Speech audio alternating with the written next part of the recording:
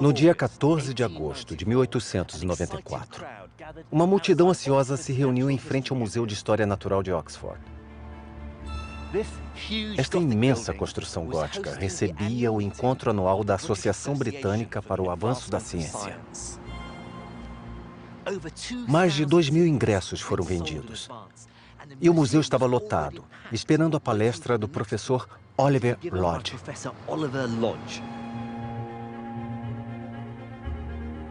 Esse nome pode não ser muito conhecido hoje, mas as descobertas que ele fez poderiam tê-lo deixado tão famoso quanto outros grandes pioneiros da eletricidade.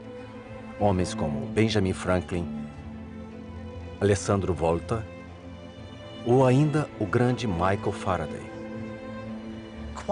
Inconscientemente, ele deu início a uma série de eventos que revolucionaram o universo vitoriano de latão e linhas telegráficas. Essa palestra marcou o nascimento do mundo elétrico dominado pelo silício e pelas conexões sem fio.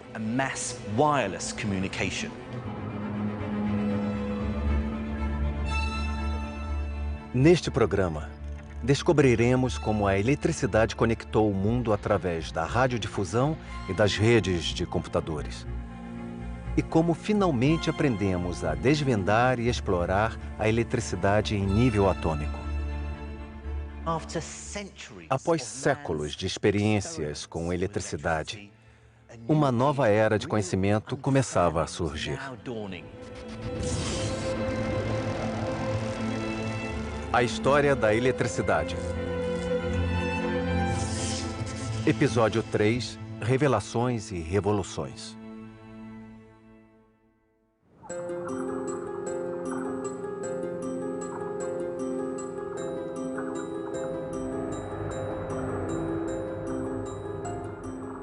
Essas lâmpadas não estão ligadas a nenhuma fonte de energia. E mesmo assim acendem. É o efeito invisível da eletricidade, um efeito que não se limita aos fios que ela percorre. Na metade do século XIX, uma grande teoria foi desenvolvida para explicar como isso acontecia. A teoria diz que, ao redor de toda a carga elétrica, e tem muita eletricidade sobre a minha cabeça, há um campo de força. Estas lâmpadas fluorescentes só acendem porque estão sob o efeito do campo de força daqueles cabos de tensão.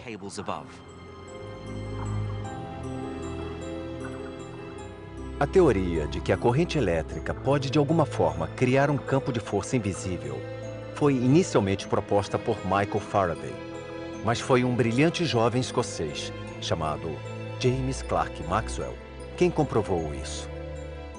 E não com experiência, mas com matemática.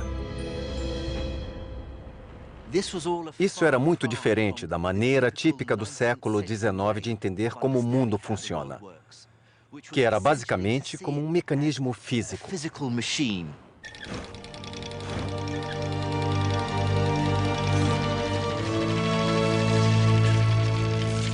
Antes de Maxwell, os cientistas construíam máquinas esquisitas ou concebiam experimentos incríveis para criar e medir a eletricidade.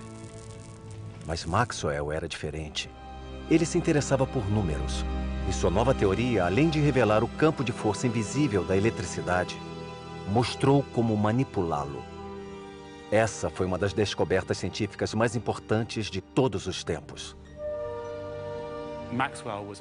Maxwell era matemático e dos bons, e via a eletricidade e o magnetismo de um jeito novo. Ele expressou isso em equações matemáticas bem compactas. O mais importante é que essas equações mostram a eletricidade e o magnetismo como coisas interligadas e que acontecem em ondas.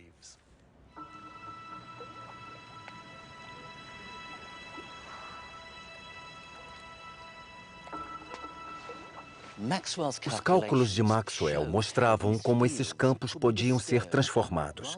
Por exemplo, tocando a superfície da água com o dedo. Ao mudar a direção da corrente elétrica, cria-se uma marola, ou onda, nesse campo elétrico e magnético. E a mudança constante da direção da corrente para frente e para trás, como uma corrente alternada, produz uma série de ondas.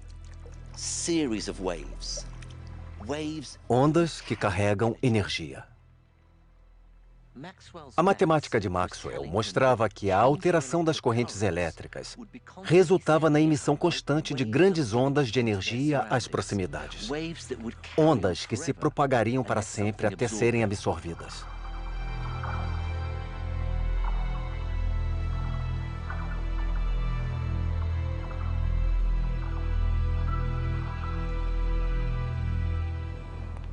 A matemática de Maxwell era tão avançada e complexa que só algumas pessoas a entendiam na época. E apesar de ainda ser apenas uma teoria, ela inspirou um jovem físico alemão chamado Heinrich Hertz. Hertz decidiu se dedicar à criação de um experimento que comprovasse a existência das ondas de Maxwell. E aqui está. Este é o sistema original de Hertz. E sua beleza está em sua simplicidade. Ele gera uma corrente alternada que percorre estas hastes de metal e uma faísca salta pelo espaço entre estas duas esferas. Então, se Maxwell estivesse certo, essa corrente alternada criaria uma onda eletromagnética invisível que se espalharia no ambiente. Se colocar um fio no caminho da onda, o campo eletromagnético desse fio mudaria, induzindo uma corrente elétrica no fio. Então Hertz construiu este anel de fio, um receptor que ele podia colocar em lugares diferentes da sala para tentar detectar a presença da onda. E para tal, ele deixou um espaço bem pequeno no fio, onde haveria faísca caso houvesse uma corrente no fio. Como a corrente era muito fraca, a faísca era muito sutil. E Hertz passou a maior parte de 1887 em um quarto escuro, olhando fixamente por uma lente para tentar detectar a presença dessa tênue faísca.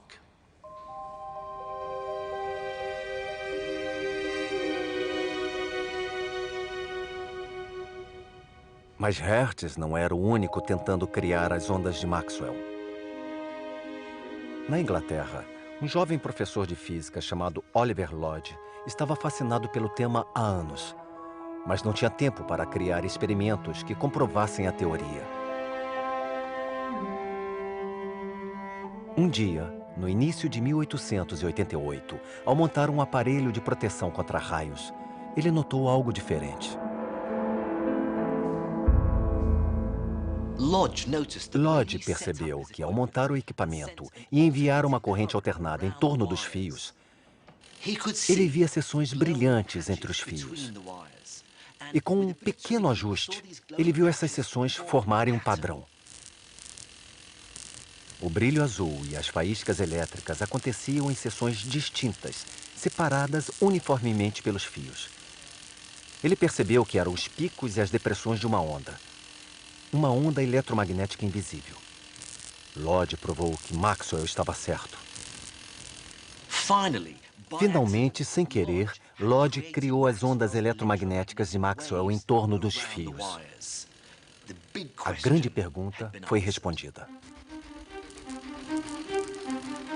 Entusiasmado com sua descoberta, Lodge se preparou para anunciá-la ao mundo no encontro científico anual organizado pela Associação Britânica. Mas antes disso, ele decidiu tirar férias. O momento não podia ser pior, porque na Alemanha, ao mesmo tempo, Heinrich Hertz também testava as teorias de Maxwell.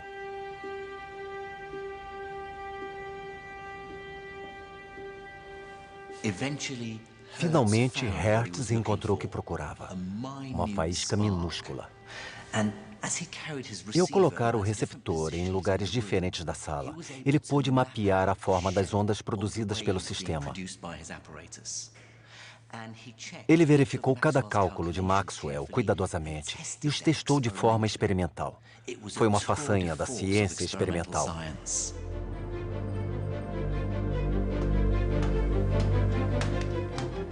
Na Grã-Bretanha, enquanto multidões se reuniam para o encontro da Associação Britânica, Oliver Lodge voltava de férias descansado e cheio de expectativa.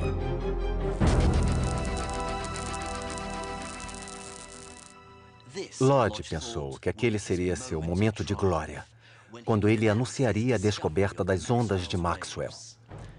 Seu grande amigo, o matemático Fitzgerald, fez o discurso de abertura do encontro. E nele, anunciou que Heinrich Hertz havia publicado resultados impressionantes. Ele tinha detectado as ondas de Maxwell viajando no espaço. Apanhamos o raio das mãos de Júpiter e escravizamos todo o éter predominante, disse ele. Bom, imagine como Lodge se sentiu ao ter seu raio roubado. O professor Oliver Lodge perdeu seu momento de glória, derrotado por Heinrich Hertz. O sistema de ondas eletromagnéticas de Hertz, ou ondas de rádio, embora não se soubesse na época, levaria a uma revolução nas comunicações do século seguinte.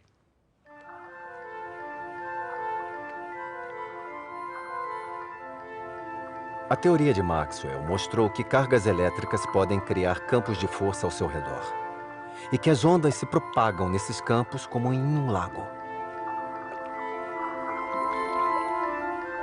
E Hertz construiu um dispositivo que podia criar e detectar as ondas que passavam pelo ar. Mas quase imediatamente houve outra revelação na compreensão da eletricidade. Uma revelação que novamente envolveria o professor Oliver Lodge e novamente seu raio seria roubado.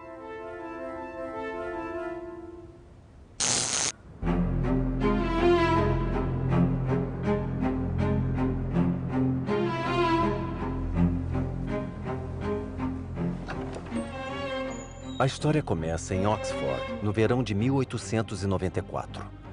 Hertz morreu repentinamente naquele ano e Lodge preparou uma palestra comemorativa com uma demonstração que levaria a ideia das ondas a um público maior.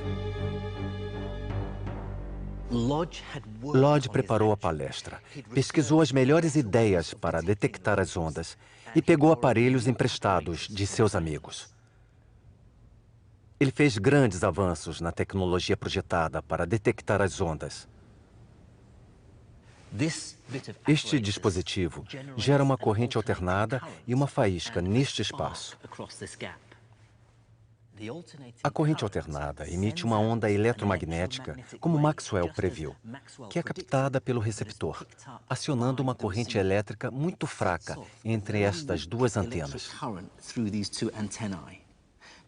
Isso foi o que Hertz fez. A contribuição de Lodge aqui foi acrescentar este tubo com limalha de ferro. A corrente fraca passa pela limalha, forçando-a a se aglutinar.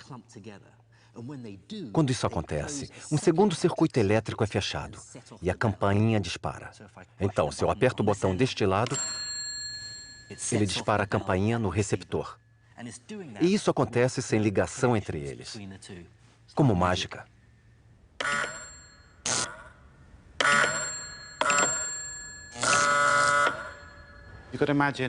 Vamos imaginar a casa cheia, com muitas pessoas na plateia, e de repente elas veem como num passe de mágica, uma campainha tocando.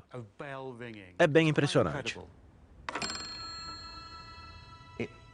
Pode não ter sido a apresentação mais emocionante já vista, mas certamente a plateia ficou surpresa. O sistema de Lodge, mostrado assim, deixou de parecer um experimento científico. Na verdade, ele parecia muito com a máquina de telégrafo, que tinha revolucionado a comunicação. Mas sem todos aqueles cabos entre as estações de envio e recebimento. Para os membros mais esclarecidos da plateia, isso significava mais do que provar que o mestre Maxwell estava certo. Era uma nova forma de comunicação revolucionária.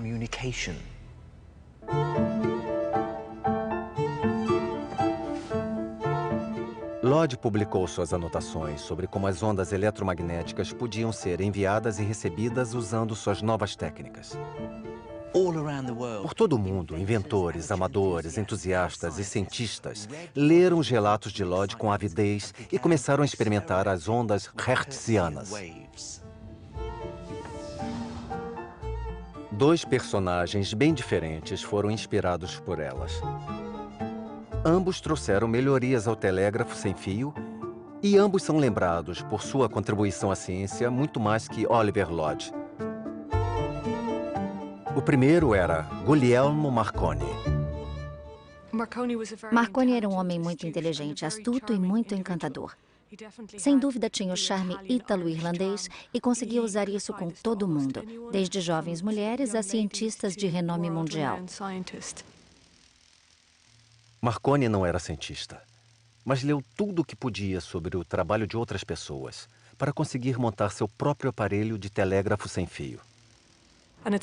E talvez por ter crescido em Bolonha, razoavelmente perto da costa italiana, ele tenha percebido logo o potencial da comunicação sem fio para uso marítimo. Então, com apenas 22 anos, ele veio a Londres com sua mãe irlandesa para comercializá-lo. A outra pessoa inspirada pela palestra de Lodge era um professor do President's College em Calcutá, chamado Jagadish Chandra Bose. Apesar da formação em Londres e Cambridge, a indicação de um indiano como cientista em Calcutá foi uma batalha contra o preconceito racial. Dizia-se que indianos não tinham o temperamento necessário para a ciência exata. Bom, Bose estava decidido a provar o contrário. E nestes arquivos podemos ver como ele começou a trabalhar rápido. Esta é a ata do 66º encontro da Associação Britânica em Liverpool, setembro de 1896. E aqui está Bose, o primeiro indiano a se apresentar no encontro da associação, falando sobre seu trabalho e mostrando seu aparelho. Ele construiu e aperfeiçoou o detector descrito por Lodge, porque no clima quente e úmido da Índia, ele percebeu que a limalha metálica no tubo que Lodge usou para detectar as ondas enferrujava e ficava presa. Então Bose teve que construir um detector mais prático usando um fio espiral no lugar. Seu trabalho foi considerado uma sensação. O detector era extremamente confiável e podia funcionar em navios. Então tinha muito potencial para a grande frota naval britânica. A Grã-Bretanha era o centro de uma grande rede de telecomunicações que se estendia por quase todo o mundo. Ela era usada para apoiar uma rede igualmente grande de navios mercantes e de guerra que sustentavam o Império Britânico. Mas Bose, um cientista legítimo, não estava interessado no potencial comercial da comunicação sem fio. Ao contrário de Marconi. Esse era um novo campo de exploração, mas Marconi não era um cientista formado. Então ele via isso de um jeito diferente. E talvez por isso tenha progredido tão rápido. E ele era muito bom em se relacionar com as pessoas necessárias para conseguir realizar seu trabalho. Marconi usou sua influência para chegar ao único lugar com recursos para ajudá-lo.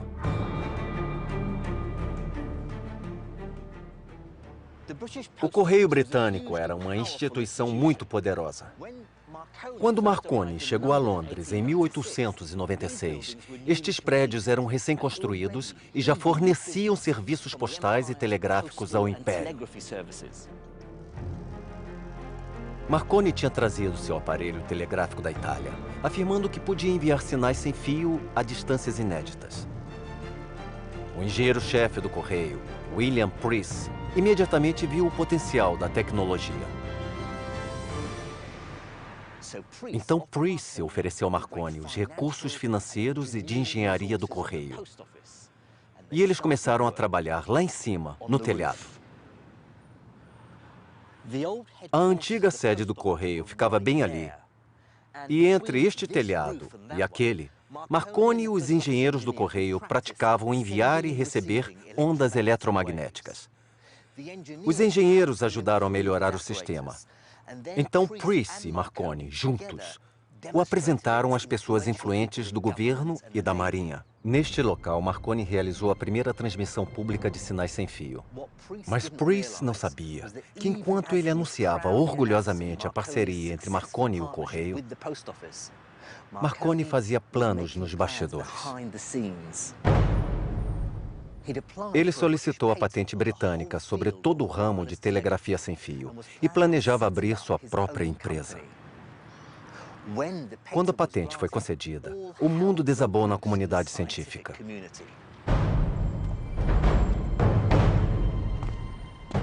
Aquela patente era em si revolucionária. As patentes só eram concedidas para coisas que não fossem de domínio público. Mas Marconi notoriamente escondeu seu equipamento em uma caixa secreta.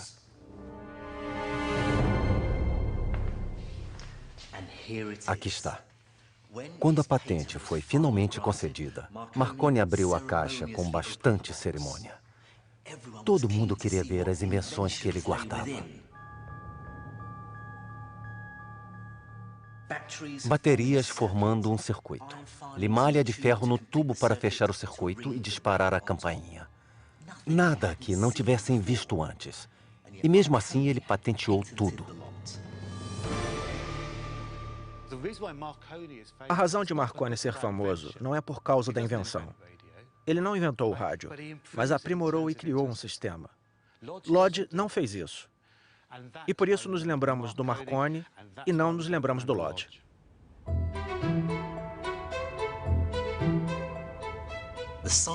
A comunidade científica ficou empolvorosa. Ali estava um jovem que sabia muito pouco da ciência por trás do equipamento prestes a fazer fortuna com o trabalho deles. Até seu maior defensor, Preece, ficou decepcionado e magoado quando soube que Marconi ia seguir sozinho e abrir sua própria empresa. Lodge e outros cientistas decidiram começar a patentear cada pequeno detalhe e melhoria que fizessem aos seus equipamentos.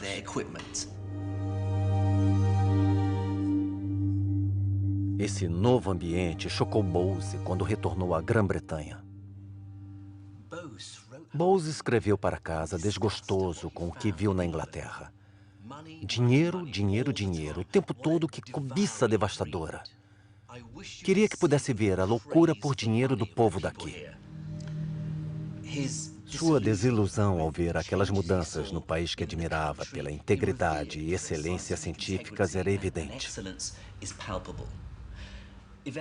Até que finalmente os amigos dele o convenceram a registrar sua primeira e única patente de um novo tipo de detector de ondas.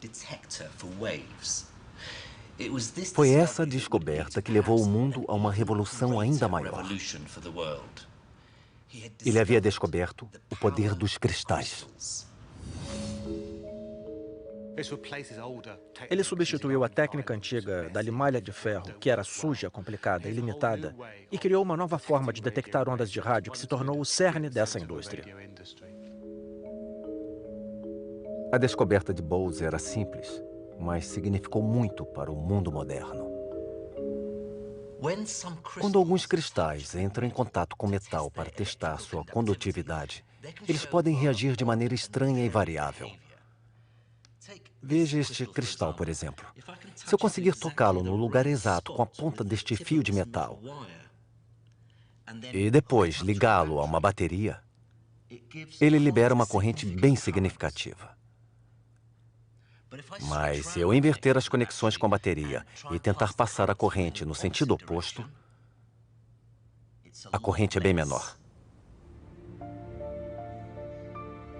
Não é um condutor de eletricidade, e sim um semicondutor, que foi primeiramente utilizado para detectar ondas eletromagnéticas. Quando Bose usou um desses cristais em seu circuito, ao invés de limalha de ferro, ele notou que se tratava de um detector de ondas eletromagnéticas muito mais eficiente. Essa estranha propriedade da junção entre o fio, conhecido como bigode de gato, e o cristal, que permitia a corrente passar mais facilmente em uma direção que em outra, significava que ele podia ser usado para extrair sinais das ondas eletromagnéticas. Naquela época, ninguém sabia por que certos cristais agiam dessa forma. Mas para cientistas e engenheiros, esse comportamento estranho teve um efeito prático profundo e quase milagroso. Usando cristais como detectores, agora era possível transmitir e detectar o real som da voz humana ou música.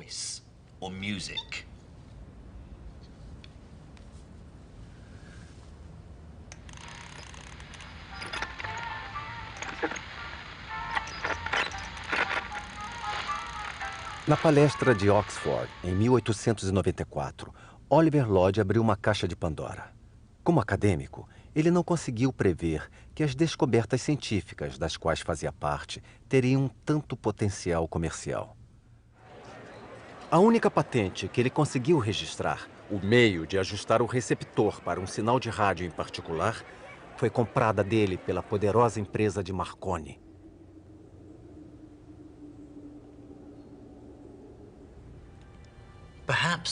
Talvez a maior revolta de Lodge tenha sido em 1909, quando Marconi recebeu o Prêmio Nobel de Física pela comunicação sem fio. É difícil imaginar ofensa maior ao físico que perdeu por tão pouco para Hertz na descoberta das ondas de rádio, e que então mostrou ao mundo como elas podiam ser enviadas e recebidas. Mas apesar disso, Lodge permaneceu magnânimo, usando a tecnologia de transmissão resultante de seu trabalho para homenagear outros, como ele faz neste filme raro. Hertz fez um grande avanço. Ele descobriu como criar e detectar ondas no espaço, colocando o éter para uso prático, promovendo a transmissão de inteligência de forma a ser aprimorada por muitos outros.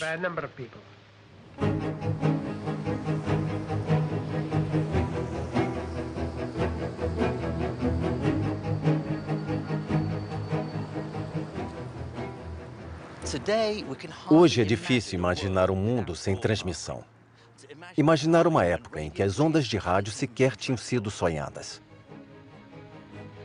Os engenheiros continuaram a aprimorar e aperfeiçoar nossa habilidade de enviar e receber ondas eletromagnéticas. Mas a descoberta inicial foi essencialmente um triunfo da ciência legítima, de Maxwell, por Hertz, até Lodge. Entretanto, a natureza da eletricidade em si continuou sem explicação. Afinal, o que criava aquelas cargas elétricas e correntes? Embora os cientistas estivessem aprendendo a explorar a eletricidade, eles ainda não sabiam o que era exatamente. Mas isso estava sendo estudado, com experiências que analisavam o fluxo da eletricidade em materiais diferentes. No ano de 1850, um dos maiores experimentalistas da Alemanha e talentoso soprador de vidro, Heinrich Geissler, criou estas belas peças.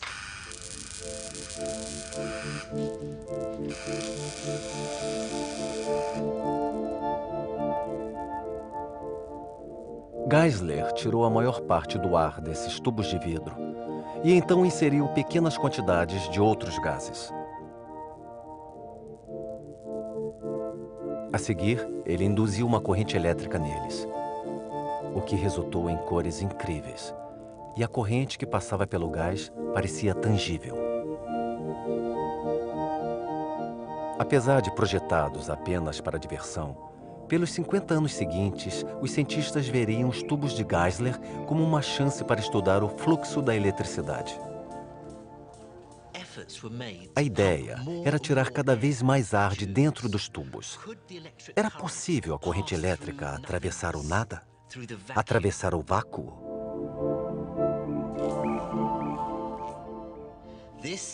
Este é um folheoscópio raro do cientista britânico que criou um vácuo bom o suficiente para responder essa pergunta. Seu nome era William Crookes. Crookes criou tubos como este e tirou o máximo de ar que podia para chegar o mais próximo possível do vácuo. Ao passar uma corrente elétrica pelo tubo, Ele notou um brilho luminoso nas extremidades. Um feixe de luz parecia atravessar o tubo até chegar ao fundo do vidro. Parecia que, enfim, podíamos ver a eletricidade. O feixe de luz ficou conhecido como raio catódico, e este tubo foi o precursor do tubo de raio catódico usado em aparelhos de televisão por décadas.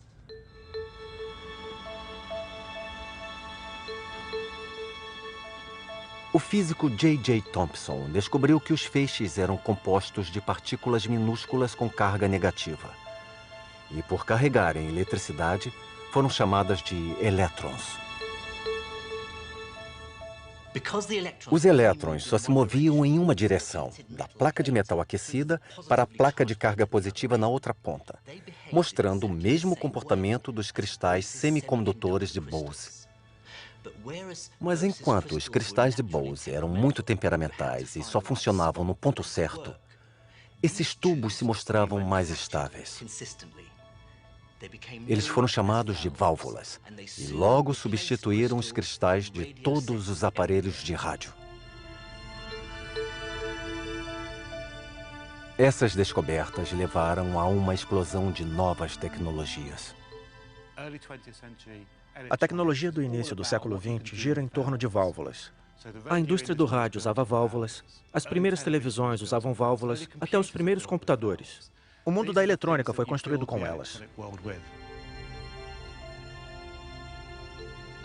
Após descobrirem como manipular elétrons fluindo no vácuo, os cientistas agora queriam entender como eles fluíam em outros materiais. Mas isso significava entender o que compunha esses materiais: os átomos.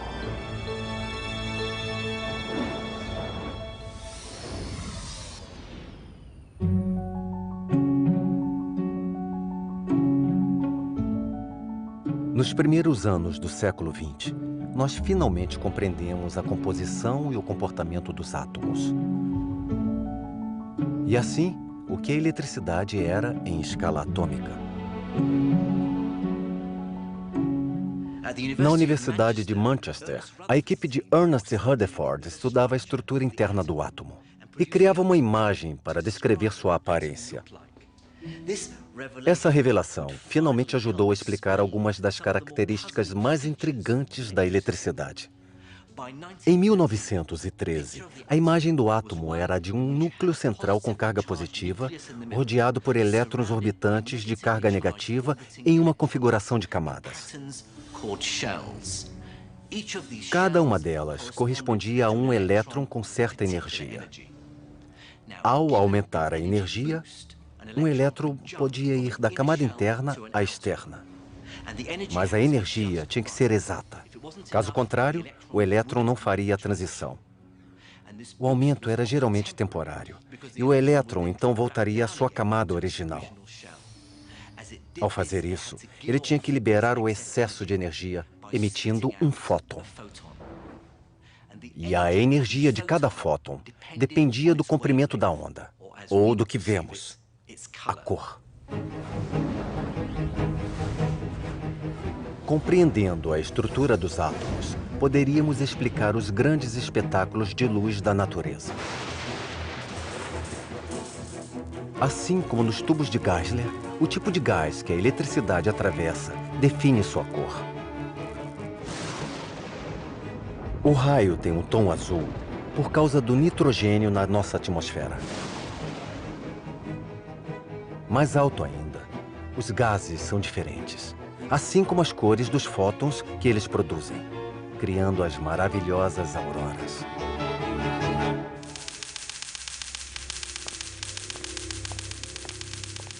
Compreender os átomos, como eles se encaixam nos materiais e como os elétrons se comportam, foi fundamental para entender a natureza básica da eletricidade.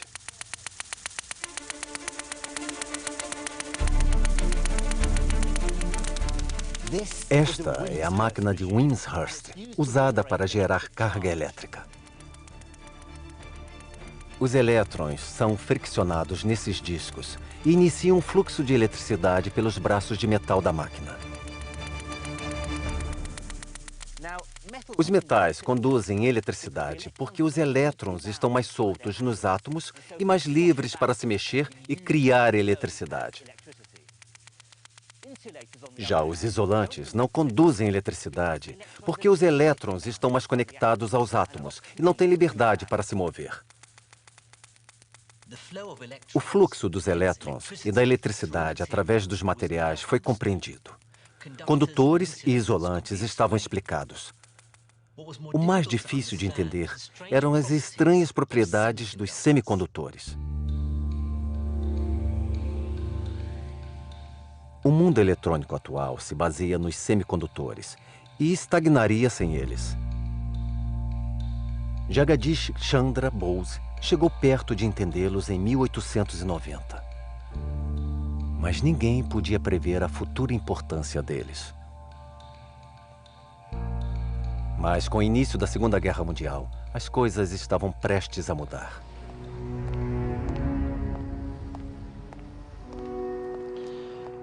Aqui em Oxford, este laboratório de física recém-construído foi imediatamente concedido à pesquisa de guerra. Os pesquisadores trabalhavam aqui para melhorar o sistema de radar britânico. Este filme é confidencial. A tecnologia dos radares usava ondas eletromagnéticas para detectar a presença inimiga, e com o aumento da precisão, ficou claro que as válvulas não eram suficientes.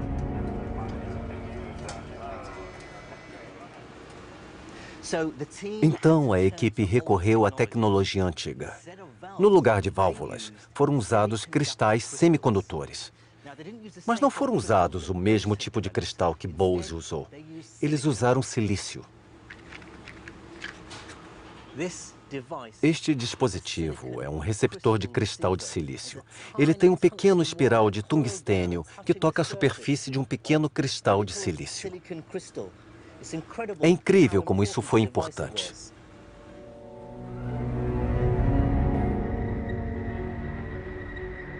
Era a primeira vez que o silício era usado como semicondutor. Mas para funcionar, ele precisava ser muito puro. E os dois lados envolvidos na guerra investiram muito para purificá-lo. Na verdade, os britânicos tinham dispositivos de silício melhores. Então, eles já deviam ter algumas bobinas de silício naquela época, enquanto nós tínhamos acabado de começar em Berlim. Os britânicos tinham semicondutores melhores porque tinham a ajuda de laboratórios dos Estados Unidos, especialmente do famoso Bell Labs. E não demorou muito para que os físicos percebessem que, se semicondutores podiam substituir válvulas em radares, talvez eles pudessem substituí-las em outros aparelhos também, como amplificadores. O simples tubo de vácuo, com sua corrente unilateral de elétrons, foi modificado para produzir um novo dispositivo. Ao colocar uma grade de metal no caminho dos elétrons e aplicar uma pequena tensão, produzia-se uma mudança dramática na intensidade do feixe. Essas válvulas funcionavam como amplificadores, transformando um sinal elétrico fraco em um muito mais forte. Um amplificador é uma coisa relativamente simples. Ele transforma uma corrente pequena em algo maior. Mas pensando bem, ele muda o mundo, porque ao amplificar um sinal, você pode enviá-lo a qualquer distância.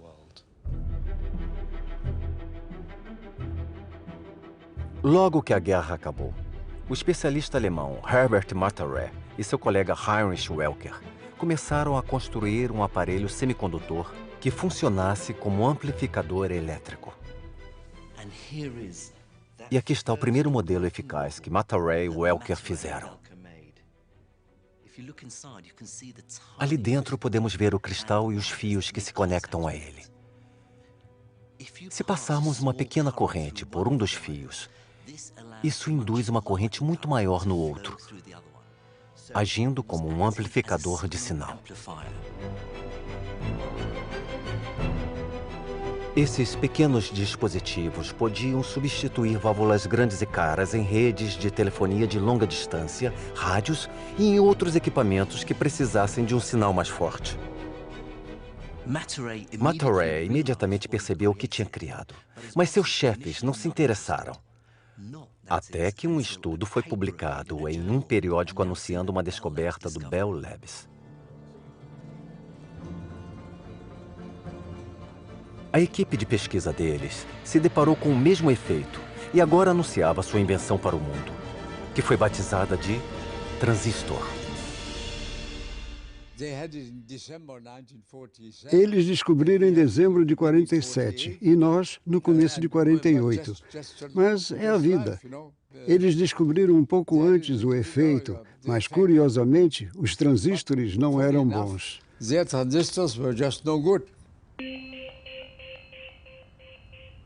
Embora o dispositivo europeu fosse mais confiável que o modelo experimental do Bell Labs, nenhum deles cumpria sua promessa. Eles funcionavam, mas eram delicados demais. Então a busca por um amplificador de sinais mais forte continuou. E o avanço se deu por acaso. No Bell Labs, o especialista em cristal de silício Russell Wall percebeu que uma das barras de silício tinha uma propriedade muito estranha. Ela parecia criar sua própria tensão. E quando ele tentou medir isso usando um osciloscópio, ele viu que a tensão mudava constantemente. A quantidade de tensão gerada parecia variar de acordo com a luz da sala. Quando ele cobria o cristal, a tensão caía. Mais luz e a tensão subia. Além disso, quando ele ligou um ventilador entre a lâmpada e o cristal, a tensão começou a oscilar, na mesma frequência em que as pás do ventilador produziam sombras sobre o cristal. Um dos colegas de O imediatamente percebeu que a barra tinha uma fenda que formava uma ligação natural. E essa pequena ligação na barra, inicialmente sólida, agia como uma delicada ligação entre a ponta do fio e o cristal na experiência de Bose. Mas aqui, ela era sensível à luz. A barra rachou porque cada lado tinha níveis diferentes de impurezas. Um lado tinha um pouco mais do elemento fósforo e o outro um pouco mais de outra impureza, o boro. E os elétrons pareciam conseguir atravessar do lado do fósforo para o lado do boro, mas não ao contrário. Os fótons da luz brilhando sobre o cristal estavam expulsando os elétrons dos átomos. Mas eram os átomos de impureza que estavam causando isso. O fósforo tem um elétron para ceder. E o boro está disposto a receber outro. Assim, os elétrons fluíam do lado do fósforo para o lado do boro, consequentemente fluindo de forma unilateral pela fenda.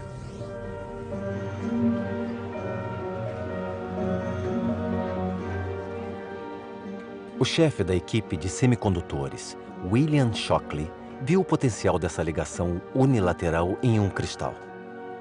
Mas como criar um cristal com duas junções que pudesse ser usado como amplificador?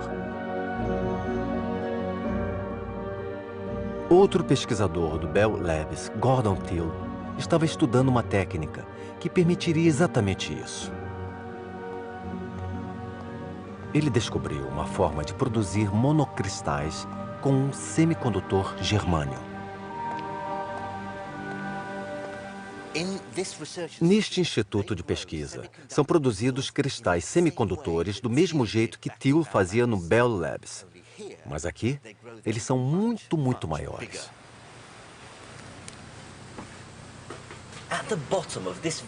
No fundo deste tanque, está um recipiente com germânio quente derretido, o mais puro possível. Dentro dele estão alguns átomos com a impureza necessária para alterar suas propriedades condutoras.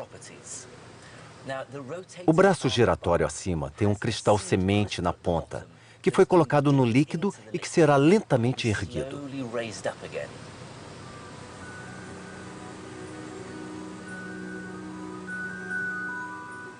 Quando o germânio esfria e endurece, ele vira um cristal comprido abaixo da semente.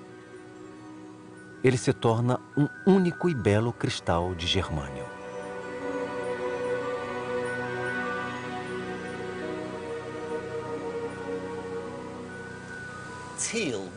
Thiel percebeu que, enquanto o cristal se desenvolve, outras impurezas podem ser adicionadas e misturadas. Isso cria um monocristal com camadas finas de impurezas diferentes que resultam em junções no cristal.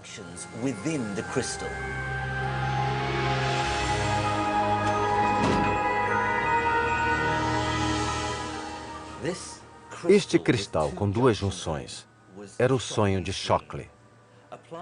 Aplicar uma corrente pequena na seção média fina permite que uma corrente muito maior passe por toda a estrutura.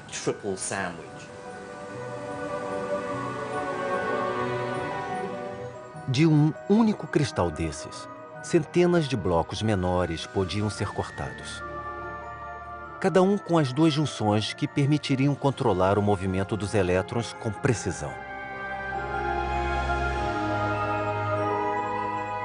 Esses dispositivos mínimos e confiáveis podiam ser usados em diferentes equipamentos elétricos. Os equipamentos eletrônicos de hoje não existiriam sem os microcomponentes. E é engraçado, na verdade, porque quanto menores, mais confiáveis. Todos saem ganhando. A equipe do Bell Labs ganhou o prêmio Nobel por sua invenção revolucionária. E a equipe europeia foi esquecida.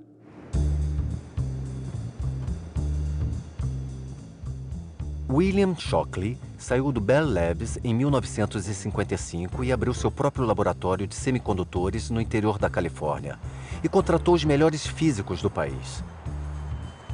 Mas o clima de festa não durou muito, porque era muito difícil trabalhar para Shockley. As pessoas saíam da empresa porque não gostavam de como ele as tratava. O fato de Shockley ser tão insuportável originou o Vale do Silício. Ele deu início a todo esse processo de divisão, crescimento e novas empresas. E tudo começou com Shockley sendo um ser humano tão revoltante.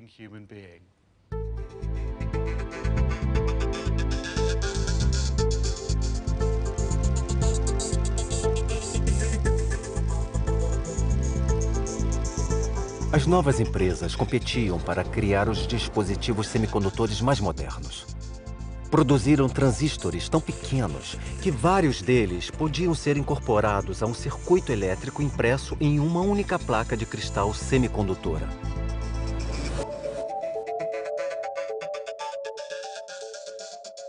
Esses chips minúsculos e confiáveis podiam ser usados em diferentes equipamentos eletrônicos, especialmente em computadores.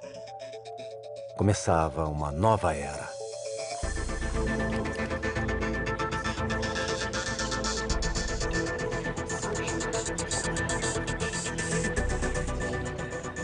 Hoje, os microchips estão em toda parte. Transformaram quase todos os aspectos da vida moderna, da comunicação ao transporte e entretenimento.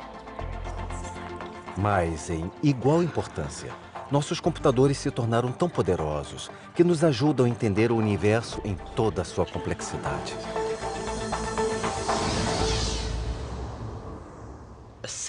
Um único microchip como este pode conter quase 4 bilhões de transistores.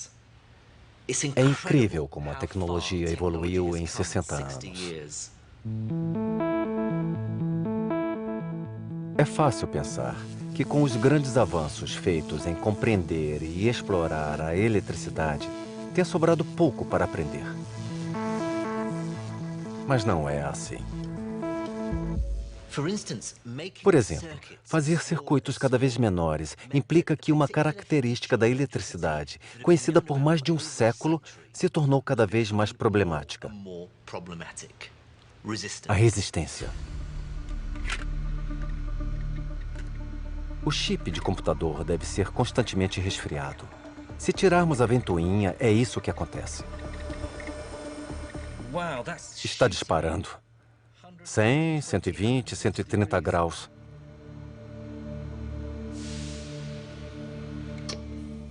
200 graus e apagou. Apenas alguns segundos e o chip ficou cozido. Como os elétrons circulam pelo chip, eles não se mexem livremente. Eles batem nos átomos de silício. E a energia perdida pelos elétrons produz calor. Às vezes, isso é útil. Inventores criaram aquecedores elétricos e fornos, e sempre que havia brilho incandescente, nascia uma lâmpada. Mas resistência em aparelhos eletrônicos e linhas de força desperdiça muita energia, e é um grande problema.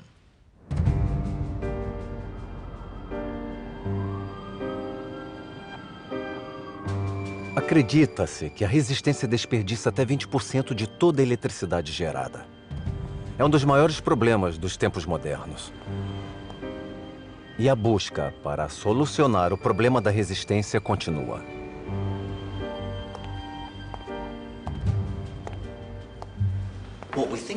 O que entendemos como temperatura é, na verdade, quantos átomos vibram em um material. Se os átomos vibram, então é mais provável que os elétrons circulando batam neles. Então, quanto mais quente o material, maior é a resistência elétrica. E quanto mais frio, menor é a resistência. Mas o que acontece se resfriar muito, perto de zero absoluto? Menos 273 graus centígrados. Bom, a zero absoluto não tem calor nenhum. Então os átomos não se movem. O que acontece então à corrente de eletricidade, aos elétrons?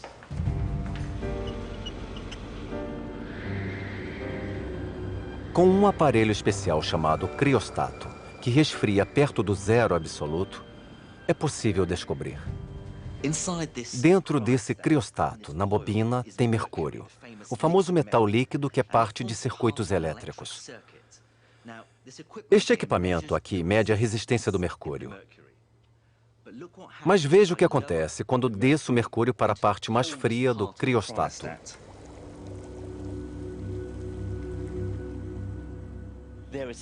Aí está.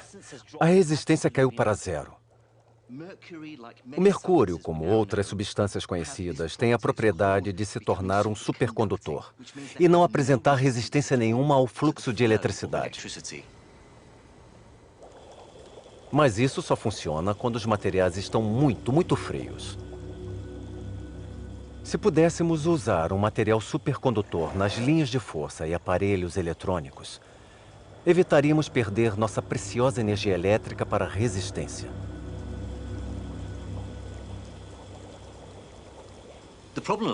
O problema aqui era que os supercondutores tinham que ficar em temperaturas muito baixas. Então, em 1986, fizeram uma descoberta. Em um pequeno laboratório perto de Zurique, Suíça, físicos da IBM acharam condutividade em uma nova classe de materiais que está sendo considerada uma das descobertas científicas mais importantes em décadas. Este é um bloco do mesmo material dos pesquisadores na Suíça. Não parece nada demais. Mas quando o resfriamos com nitrogênio líquido, algo especial acontece. Ele se torna um supercondutor. Como a eletricidade e o magnetismo estão intimamente conectados, isso lhe garante propriedades magnéticas igualmente incríveis. Este ímã está suspenso, levitando sobre o supercondutor.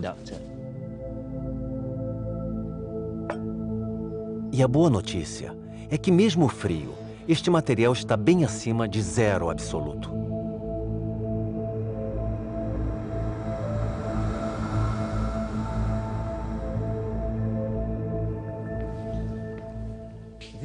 Estes campos magnéticos são tão fortes que, além de aguentar o peso deste ímã, também devem aguentar o meu peso. Eu vou levitar. É uma sensação muito esquisita. Quando este material foi descoberto em 86, foi uma revolução. Além de ninguém o considerar como supercondutor, ele o era a uma temperatura muito maior do que se achava possível. Estamos muito perto de ter supercondutores à temperatura ambiente. Ainda não chegamos lá, mas um dia encontraremos um novo material e o usaremos nos equipamentos eletrônicos para construir um mundo melhor, mais barato e sustentável. Os materiais produzidos hoje com essa propriedade funcionam na temperatura do seu freezer. Mas os teóricos não conseguem explicar esses supercondutores.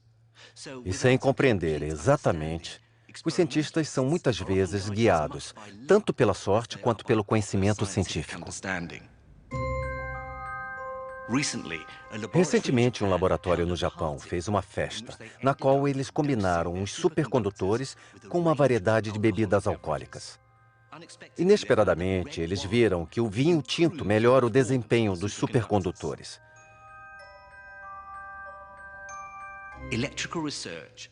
A eletricidade agora tem uma nova chance de revolucionar o mundo, se supercondutores a temperatura ambiente forem encontrados.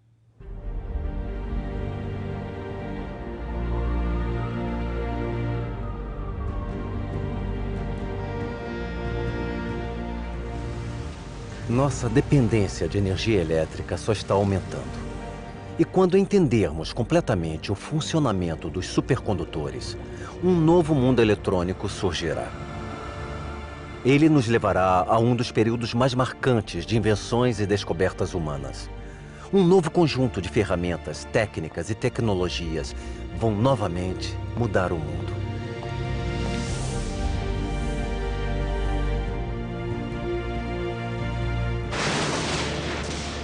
A eletricidade mudou o mundo. Há apenas algumas centenas de anos, ela era uma maravilha misteriosa e mágica. Depois, ela chegou ao laboratório, com uma série de experimentos estranhos e fantásticos. E foi finalmente dominada e utilizada. Ela revolucionou a comunicação, primeiro com os cabos, depois com as ondas, alcançando campos distantes. Ela abastece e ilumina o mundo moderno. Hoje é impossível imaginar a vida sem eletricidade. Ela define nossa era. E estaríamos completamente perdidos sem ela. Mesmo assim, tem mais. Estamos novamente no início de uma era de descobertas, de uma nova revolução.